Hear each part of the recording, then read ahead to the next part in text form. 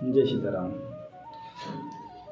जड़े ज्ञानी लोक मुझे पचारि दीक्षा कौन, आमर दीक्षार कौन आवश्यकता अच्छे से उत्तर देले मत।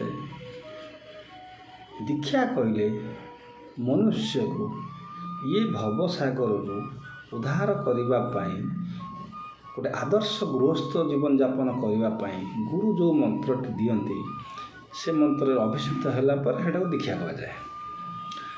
पचारि दीक्षा केते प्रकार, उत्तर देले दीक्षा हूँ दुई प्रकार, गोटे हूँ सावरण दीक्षा, गोटे हूँ निरावरण दीक्षा। विशेषत्व कौन, सावरण दीक्षा आजिकल बहुत चली। सावरण दीक्षा आम शिष्य हिसाब से गुरु को खोजा पड़ो, मो गुरु किए।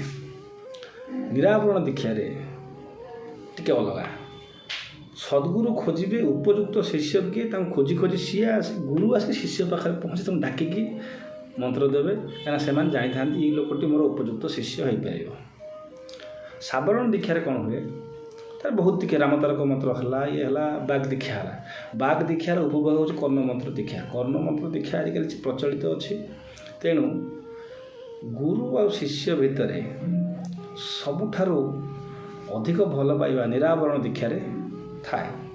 जय सीताराम।